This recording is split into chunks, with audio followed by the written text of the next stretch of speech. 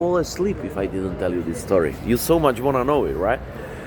And I was like thinking, what the fucking universe tried to tell me?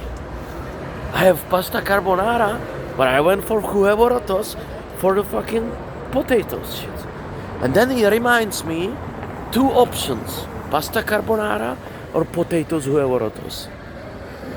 And he reminds me what Albert Camus says about this motherfucking life. And let me tell you something, Albert was our thing. And I don't mean our una como nuestra cosa, la cosa nostra. I mean, he was a philosopher. He was our guy. He was so smart, you see. He was French.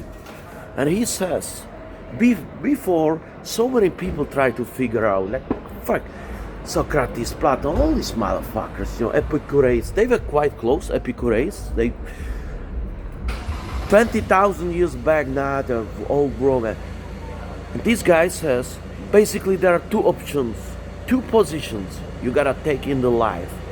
You have only two options. First, you accept the absurdity of the life. We know it's absurd. We don't know why we are here. We don't know why we're born to people who we born in culture, language, time. We don't know if there is something after we die. We're always torturing ourselves with these thoughts because you are a suffering human being. You see, I don't give a shit. You have a couple of $1 million. I have $5 million.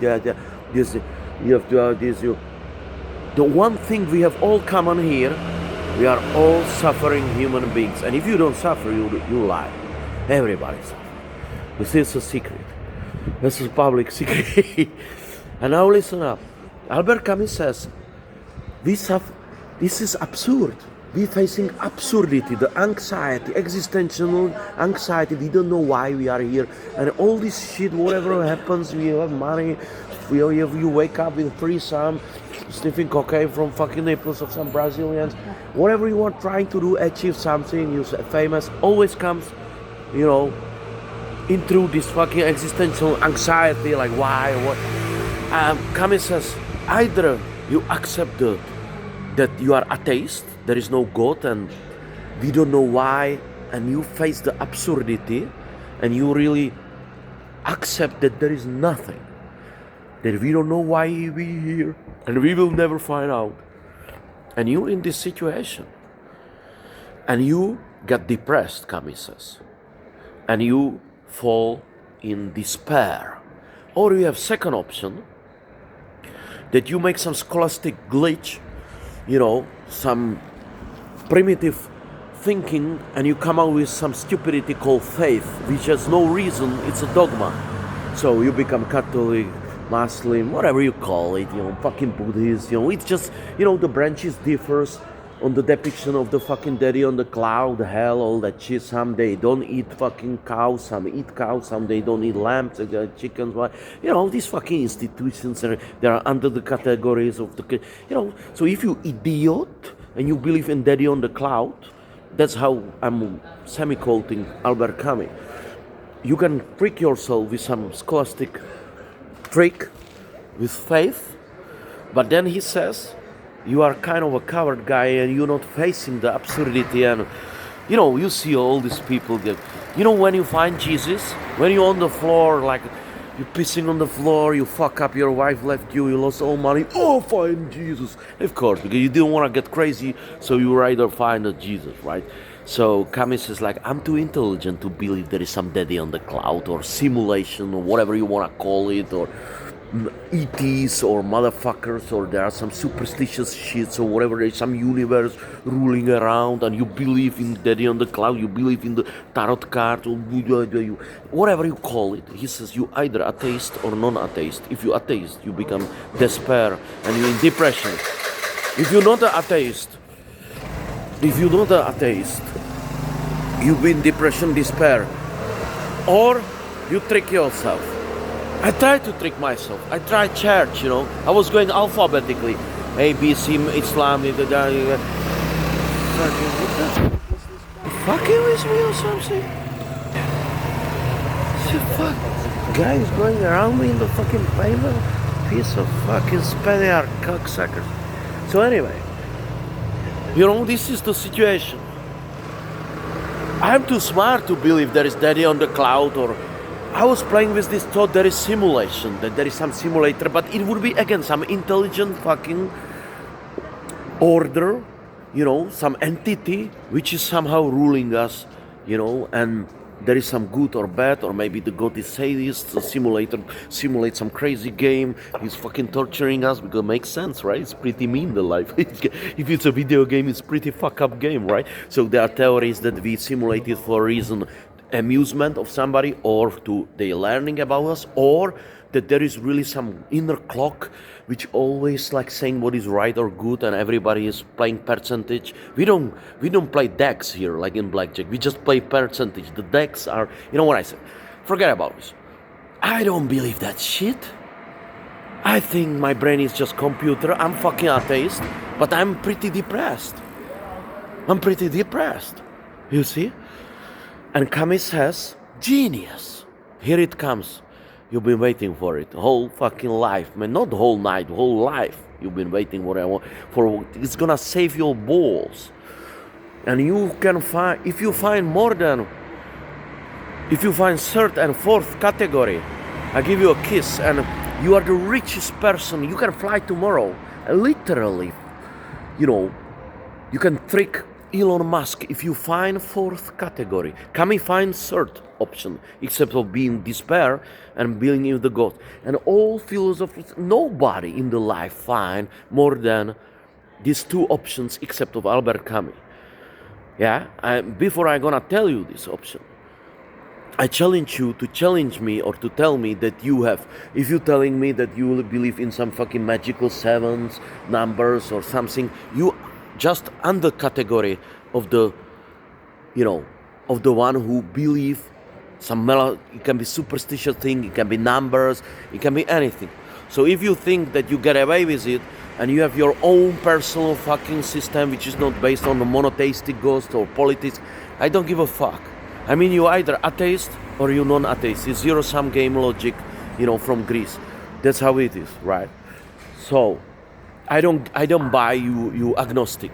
No, you're not smart ass. If you agnostic, you idiot. You believe there is something but not a God. You either atheist or you not. That's it. You see? All other things are subcategories. If you say, I amuse myself, I think that on the end there is some God mills which is counting, there is some dichotomy of good and evil. No, you're still tricking yourself, you see? Camus says, we don't know, and we will never know, and that's the only true one thing we know is we don't know nothing. And if we accept it, the heaviness of that shit fucking crash you. And Camus says, if you don't want to believe, escape to the scholastic bullshits of God or faith, and you don't want to be despair and depressed, he came with the third option. This guy was genius. And he says that the third option, you can stay between, you can face the absurdity courageously, you don't run away, you don't get into the God, you don't go to despair, and you revolt. Camus says you revolt. The revolt, you see.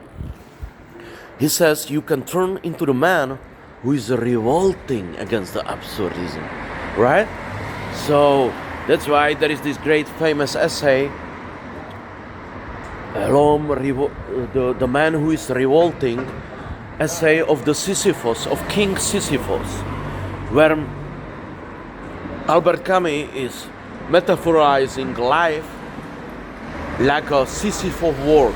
King Sisyphus tricked the Zeus gods twice. He tricked them, and he second time first tricked Zeus, and when he was supposed to die, and then Tantalos, the dead god of the dead, and he tricked them so he didn't die twice. He was supposed to die. I don't want to go in tricks. And on the end, the gods find King Sisyphus. He get away twice, trick the gods not die, and they severely punish him. And they put him in the underground. The Aaron was there on the end. Sisyphus gotta pay him, and they brought him on other side of the river. He went to the underground, and gods punish him by, for eternity, the hell of punishment of King Sisyphus was rolling and pushing this big fucking stone, round stone, from the downhill to uphill. And they told him, and they punish him by suffering of incredible hunger and, Tango said, thirst. He was thirsty and hungry.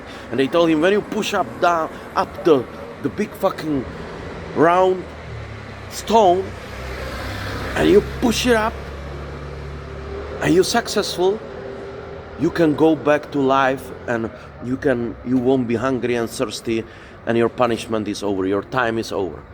So Sisyphus always trying, but always in a moment when he almost push it up, almost he's there, it's the last step, then some little fucking dust or some fucking needle-ish fucking shit, something, he slipped, he's fucking, and you know how it finished. He fall down with the old fucking motherfucking, stone, the stone fall down, again he lost it. But hey, again he go downhill, he try again. Let's go Sisyphus work, in case you are not educated person in the Proverbs or Greek myths. And Albert Camus says, in Essay of Sisyphus, which I challenge you to read, it's the only thing you need to know actually. I study philosophy, and this is great, except of Nietzsche. So King Sisyphus is suffering. We are King Sisyphus. This is a Sisyphus work. Every day the life is punishment. How long it takes you to gain 20 kilos for 5 days. How long it takes you to lose it. To lose $1 million. And Camus says, we don't know what's gonna fucking happen. The absurdity, King says, we don't know. Maybe tomorrow I lost all my money on the markets. Maybe I got a cancer. Maybe this. Maybe I say myself, I'll be more happy when I make $1 more million, and I will have family and this. And people always do this addiction, happiness. They either punishing themselves. Nothing can harm you like a memory and imagination what possibly bad can go wrong. But you agree with me, we don't know what's gonna happen tomorrow. The life is absurd. You can walk down the street and you can be hit by ambulance right away, like that's happened to Camus. He died by car accident. You never know. And we don't know. So Camus says, while we pushing the stone and we are in this Sisyphus terrible thing, he says even the King Sisyphus can be happy during this nightmare when you go in the third option and you revolt against the absurdism. And then I'm going to explain you concretely what does it mean, the revolt. So Albert Camus says, you keep pushing this stone and you revolting, you see? And you, instead of torturing yourself or punishing or addictioning yourself or postponing yourself being happy in future, putting the carrot on the fucking stick in front of the fucking the donkey, he says, wow, we cannot influence what's happening in the future. That's what the hippies, they were actually very close to it after such a genius. The theory of now, LSD, I don't take LSD, but he says, while we cannot influence what's happening in future, we can have a fun now, Albert Camus says. You see? He says, we don't know what's gonna happen tomorrow. We have no control over it. But we can be fully conscious while we're doing something now. And we revolting by doing something creative. Archetype of revolt is, for example, really revolutionary guy. But it doesn't mean that you have to be like Robespierre, oh my God, like go to Bastille at your Versailles there. You don't need to be Che Guevara who gets shot in the fucking Bolivia. You don't need to be Robin Hood, You don't need, even though he says these people having incredible joy and they feel happy because it's a romantic thing to be revolutionary, to revolt. Because these people know that their life eventually ends and they're not sure about the success of their work, the revolution. And he says as well the other way how to feel happiness or how to revolt in small time scale, if you prefer not to be Che Guevara, which I guess you don't want to be, or you cannot be, Camus says, no, it's opposite, is the contrary. It's the little things. Just little revolt. You can walk on the fucking rat. You can do this every day. Just little revolt. Every day, little one, 5 minutes, whatever. You find some little moment when Sisyphus is happy, when he's slowed down. Even Sisyphus can be happy. And he says you can be, for example, actor. Albert Camus says, because being an actor, you turning yourself into somebody else, and you know the role, the person you're turning yourself into dies. Because if I'm a Romeo, Macbeth, or Sherlock Holmes on the theater 2 hours, in 2 hours it's over, and my role is over. But yet the actor is trying. Yet the actor is yet the actor is trying and enjoying immensely this feeling that he's becoming actor and he's somebody else. And Camus says this is the exact creative work now, which we know, which can reward us. And he says he encourages you to be an artist, but he doesn't mean be Picasso. He doesn't mean to be a Picasso or to be, I don't know, fucking Lautrec, or Lautrec was not very famous, or to be some famous painter or artist, or fucking Justin Bieber or whatever. He's not artist, but Elvis Presley or whatever, fucking Beethoven. He says no, just be artist who is doing something creative, some little thing. You don't need to even publish your art. It can be some little creative thing, some your own art. When you look at the modern art nowadays, it's all crap, right? You go to the National Modern Art Gallery of Toronto and somebody pisses in the fucking corner, and you think, and they put us, they say this is modern art. Or I saw this fucking modern, so it can be anything, some little revolt. Just like this dialogue, this monologue. It's not a monologue, it's a dialogue. When I look at myself, it's a dialogue. I'm acting, I'm doing something. Right now, Camus says, I'm having a joy I'm making fun of myself. I got served the fucking, instead of pasta, the fucking potatoes. And I'm having the conversation, which doesn't exist actually, and which is dying, 5 minutes back, the past doesn't exist. Find me there. I'm not there anymore. I'm here. You see? That's why Einstein was right with the relativity later on. But forget about this. I'm revolting now. And I challenge you to revolt as well. Every day, just a little bit, find something which makes you feel happy. For example, some stupidity videos, which are watched by a couple of your friends or nobody who's give a fuck. You see, find some creative, it can be a very stupid activity, which people make happy. For example, fucking. I like. Then the other thing says, Kami, to be a lover. The archetype of the lover who always have new and new love, new. Not because he's looking the final one, because each one of them is a little bit different. Just like every actor has a little bit different. Just like every revolutionary, you see, it's some things. Be a lover, be a seducer, be a motherfucker, be an actor.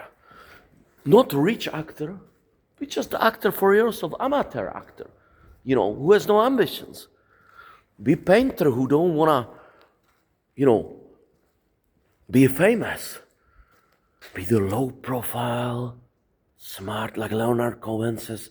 They asked him, this famous fucking musician and poet and drop-off writer who was famous, and he got a lot of money, the best poet of the 20th century and popular fucking singer, Leonard Cohen, born in Montreal, died a couple of years back. He made it to Hollywood, he made it to fucking LA, everywhere, and they asked him, would you do something different when you're 64? He says, I would do some simple job. I would marry some 23 years old girl and be, for example, a librarian. Or I would work in bookstore. I would bring just little money and go home. And having this little life, and I will never be famous. And I would never pursue ambitions, all that crap. It's a beautiful interview, and the lady says like, "You can do it." And it's, "Nah, I'm too old. I'm 64." You see, I challenge you. Revolt, revolt for life, revolt in life. See, isn't it a beautiful moment now? I always love detours in life. I don't like the straight roads. They're so boring. There are so many fucking human cockroaches. I like the detours, the secretive roads of the life. You can revolt. I challenge you. I encourage you to revolt against the absurdity of this life. We never know what's gonna happen to us when we die. We don't know if tomorrow we don't get fucking shot or die or we have car accident or whatever or lose our mind. We don't know. And the past is dead. Do you see some past there? Does it exist? People are like, you make an idiot out of yourself and defined by past. The past doesn't exist. Did it exist? Where I am now, I'm there still sitting, eating fucking carbonara like an idiot? No. Show me the past. The past is there. It's dead. It cannot harm you. It's finished. You see? The past doesn't exist. Where is it? There is some echo of the past. Find me physically. Now past. Find me 30 minutes me back. Who's give a fuck? Did you just lose $1 million in casino 30 minutes back? Who's give a fuck? It was 30 minutes back. Okay, there are some kind of thing, some implication to the present. That now you don't have the $1 million, right? But the feeling of the past and all that crap, you don't need to be defined by that shit. You see? Yeah, congratulations. You see? You don't need to be defined by the things. You lost your money on the markets? Who's give a fuck? Did you lose your fucking family, get divorced, whatever, you were kicked out of your work on the fucking floor? Who's give a fuck? That's the part. Did you embarrass yourself? Did you embarrass people afraid, I'm petrified, I'll embarrass myself? I don't see the guy 20 minutes back. He cannot affect me. People can project me through the person who I was in the past, through the memories, but it's just a memory. It's not alive. Now, right now, I don't give a single fuck. I revolt. I feel happy. I don't give a shit. Maybe tomorrow, in 20 minutes, I sleep on the banana. I'll be very unhappy. Maybe yesterday there were moments I was not happy with my life, but it was yesterday. But Albert Camus says now. Now is the time. While the simple things, while the absurdity bringing us every day everything can happen, and on the end we don't know what's gonna happen, if there is some afterlife, whatever. Camus says, don't bother yourself. Just be fully conscious. If you eat, you eat. If you listen somebody, listen somebody. When you're having a sexual intercourse, you're having fully consciously very good quality sexual intercourse. You see, you reward your partner by multiple orgasms. You do the things right. You see, Camus says a lot of people are unhappy because they're doing so many, like modern people, doing 5 things. Now, I'm fully, totally absorbed by I'm immersed in my thoughts. I'm enjoying this fucking beautiful moment. Now I am in this street. I'm enjoying this little adventure. You see? I don't know what's gonna happen there. It's a future. This is a future. Over there is future. And maybe the car will drive and hit me there. You know what I say? Maybe there will be, I don't know what is behind the corner. It's a future. I'm back. Back, I have some problems. They give me pasta, French fries. Then I got some other problems. I lost $1 million. Then I earn it. Then I lose it. Then I earn it. Some people memorize my memory, my phone number. Then they got amnesia. They didn't know where I'm poor, rich. I got divorced. Oh my God. So many things happened way back in this alley, right? 43 years back. And the worst thing was, then I was born to some motherfuckers I never want to be born. In times I didn't want to be born in fucking demented country, in culture. And I don't know why. And nobody give me these questions. Answers to this question. They come. But I know that Albert Camus would say, take it easy. Say, who's give a fuck about the past? Who's give a fuck about the future? You revolt now. Now, you revolt. It can be a little thing.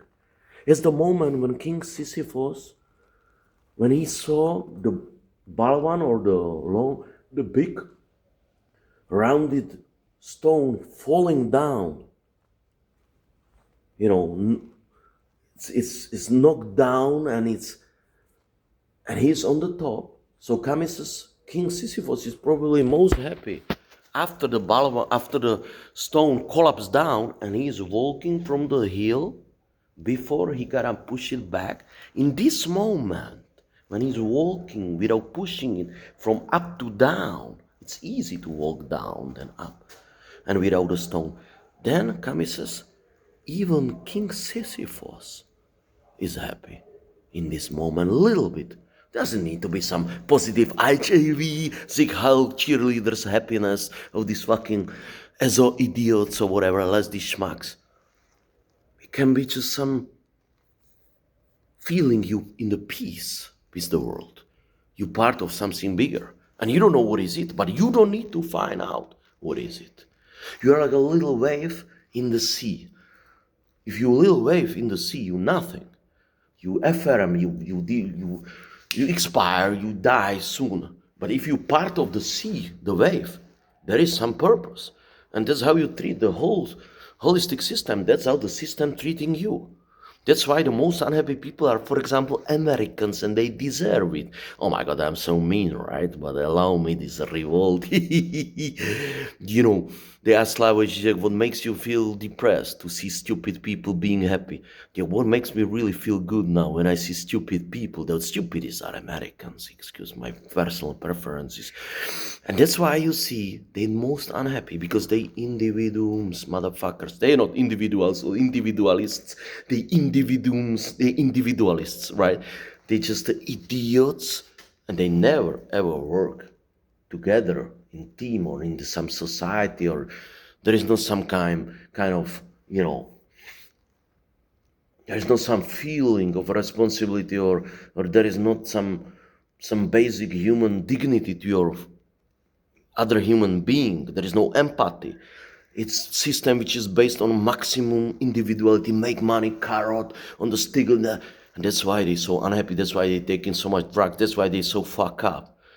And they catching their tail like we are like a dogs catching our tail. All these these empires were built by emperors on opium, like a Caligula, every day waking up, getting a opium with the wine, and they build it. We catching out. We always vicious cycling, and we will find out we should not print the Federal Reserve Bank. It's the French Revolution. It's all repeating. And Camus says it's absurd.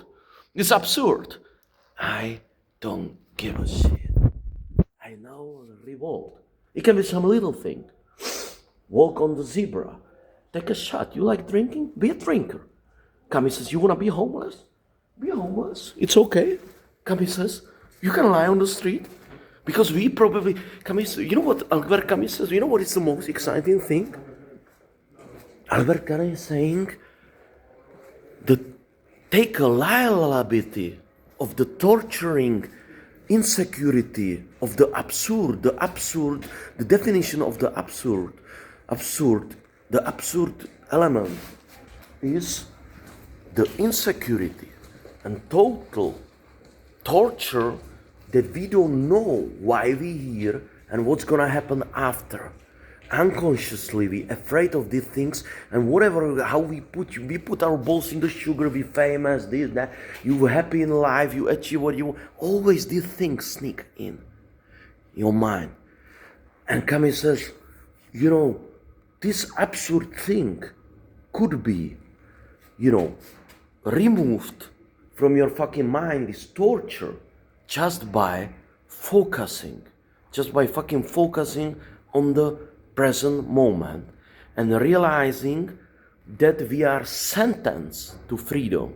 And once you realize that there is no God, there is no justice, it's a very dark, confirmation of, it's very, you have to be brave, Camus says. Like, if you don't go second category, become Catholic or fanatic or idiot or Muslim or whatever you want to be. He says, like, if you don't want to be in despair and in depression and be in middle, you take a liability of this absurdism and turn it into the asset. Make from disadvantage the advantage. We cannot change the world, but we can change the way how we look at this shit. We cannot change the life, but we can take a different viewpoint on it, different angle. And now I'm telling you the angle you should take.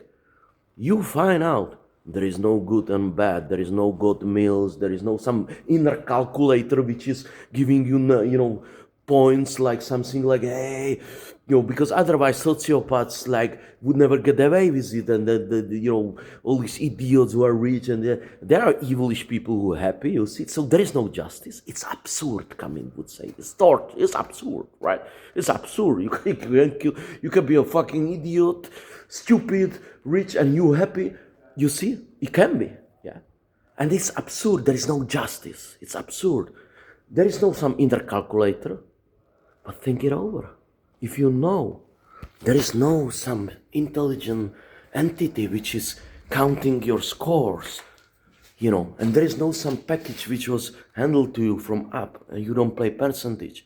If you know that there is no points given to you for being a good son to your mother, or yeah, I was bad son, but I have 2 points down. But on the other hand, I was good with career, I tried this, and I did these good deeds, and there is no inner calculator, there is no score, there is no good and evil, there is no difference between murder and suicide. That's what the Camus says. It's great, the thing, it's like, there is no justice. He says, only what limits you is the practicality of the system. That's why Merceau, in the Foreigner, in this great novel, when he killed this Arab on the beach, he doesn't give a fuck, he killed him. That's a powerful thing, Camus says you can do everything. You can even go and shoot somebody in the head.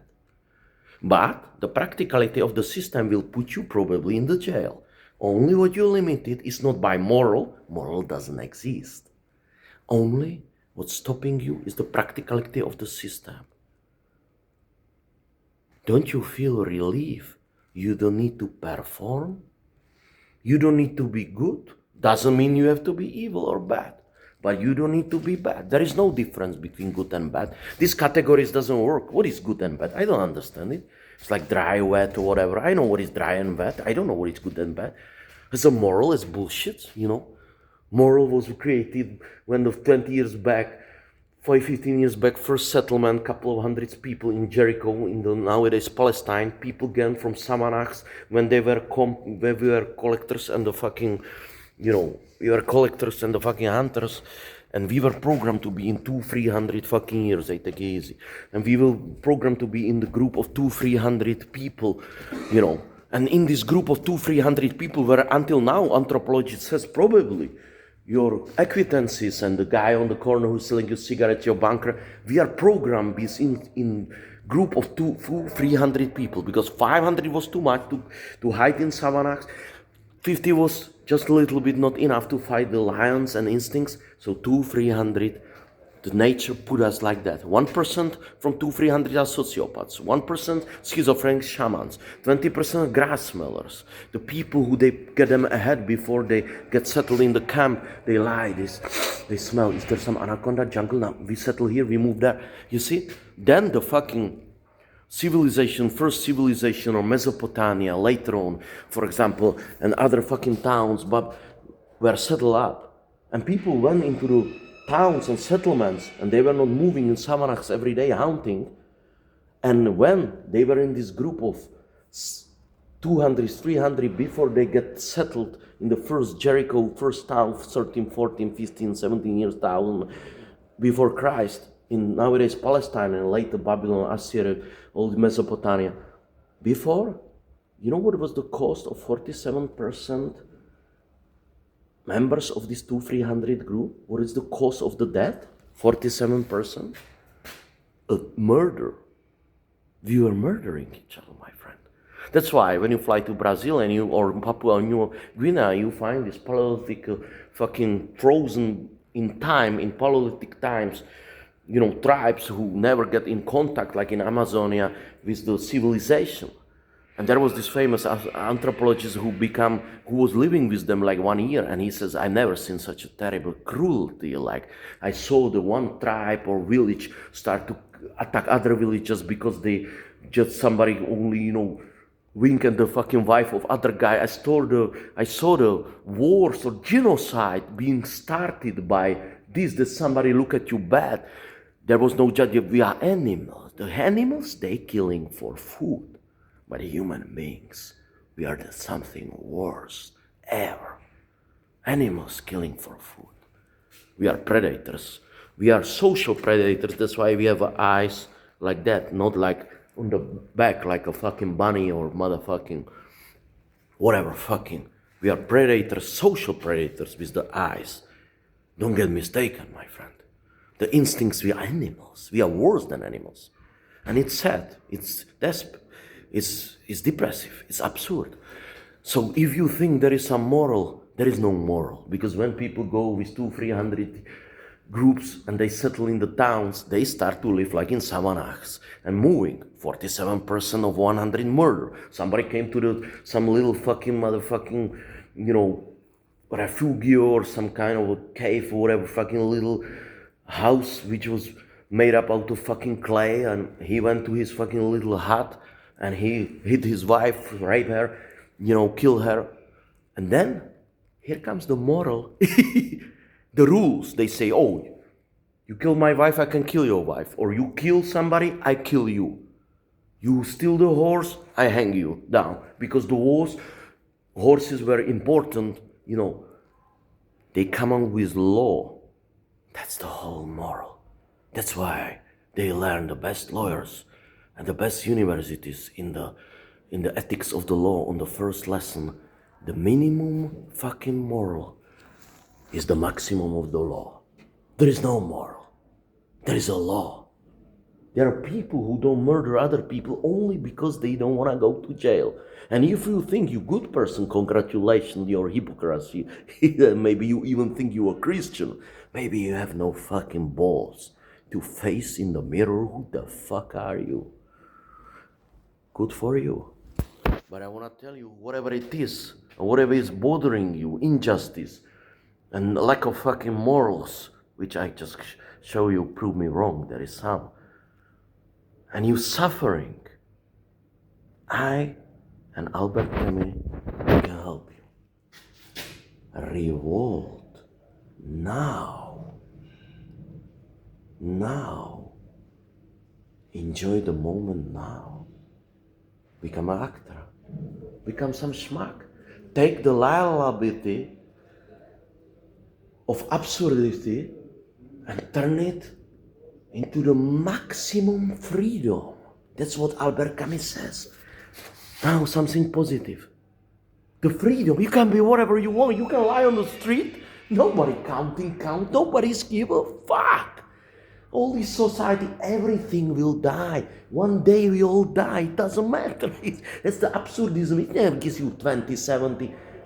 What is the point? That's the absurdity. To do something if you know on the end, everything will perish. Your job will perish. Your kids will die after you, maybe before you. We don't know. You will perish. Your wife will perish. You get old. Your job, they will fire you from the job. Your company, you make $1 billion company, but you don't take this money and billions to the fucking graveyard. Do you? You don't take your money to the graveyard. You can be fucking Elon Musk. You can be fucking everybody. But one day, you're dead and it's over. So the point is, why the fuck I should even try? That's the smart people asking why. If one day it's all over, why should I even try? That's a very smart question. It's a very powerful argument. Very powerful argument. And the answer is, you should not really try. Take it easy, bro. You can, but it's true. After all, it will all perish. But you don't need to prove nothing to nobody. It's absurd. You sentenced to absolute freedom. You can be like a little kid or crazy guy. You remember you can go back to your inner child, like Carl Gustav Jung says. You remember you were maybe happy if you have a good childhood. Why? Because Camus says you were revolting like a kid. You were always doing. You see, you can act like a fool. Robert Greene says the one who acts like a fool is not a fool at all. You know, in the Middle Age, you got a fool and you got a crazy man. But two different things, fool and crazy man. The fool is smart guy who is behind the mask of the crazy one. There's a difference between being fool and crazy. The fool was always ruling the kingdom. Because the king, he beheaded everybody. On the end, you were not sure if you're in a royal court, if you don't go. When the king decided, you know who was the safest guy? You know who was the most powerful person in the royal court? Who could tell king, for example, your penis is too small, you idiot, you who can insult the whole emperors.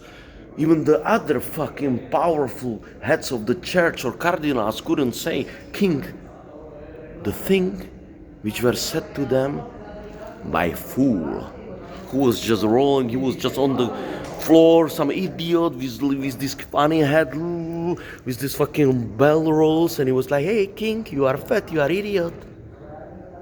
And a king was smiling.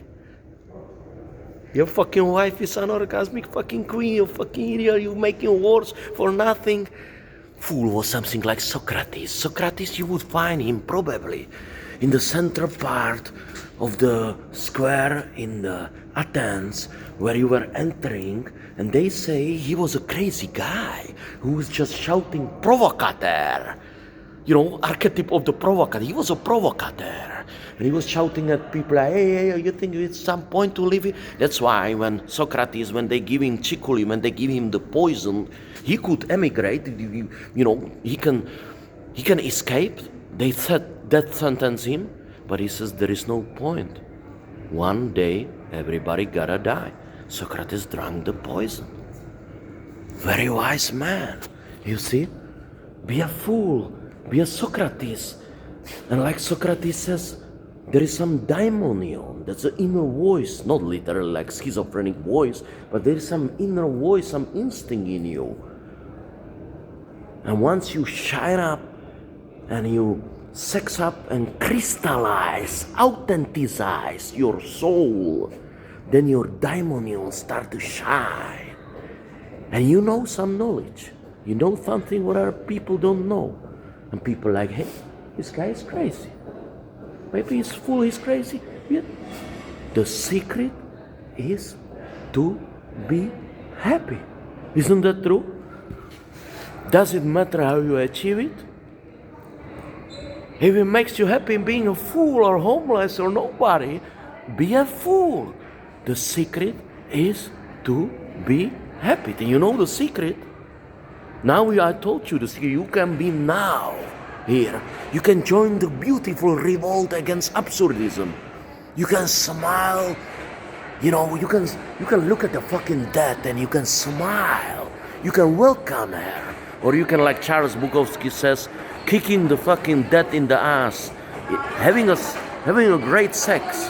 Having a sexual intercourse. Having a great sex is like a kicking the death in the ass. You see? You can revolt like an archetype of the lover. You can be some actor who is not unknown, who is just acting for yourself every day, you know, who is fool.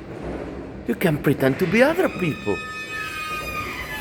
You can enjoy the momentary situation now. You can be fully conscious. Now I'm conscious.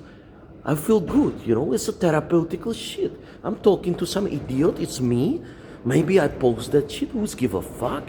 How many people watch it? I don't give a fuck, you see? But right now, the absurdism cannot fuck me in the ass.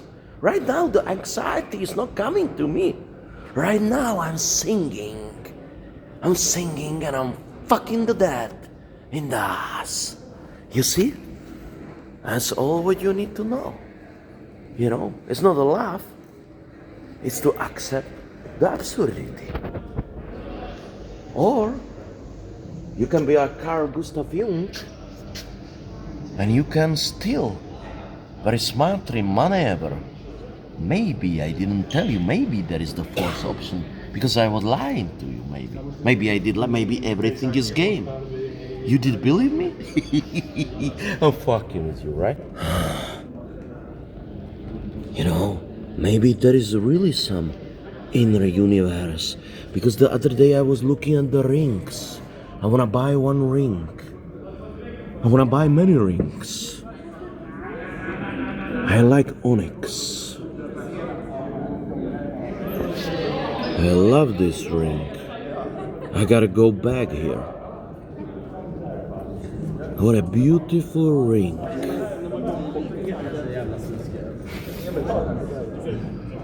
Is it opal? I should wear opal like Libra. The rings. The magical rings.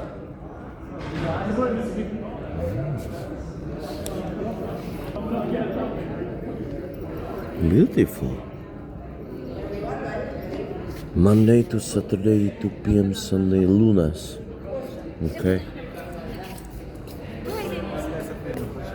You can revolt, my friend. Now you know. 1 free. 13. What is 13? I like it. I like to play this little game called, Jim Morrison says, go insane.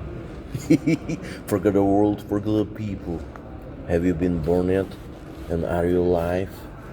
Let's reinvent the gods, all the myths of the ages.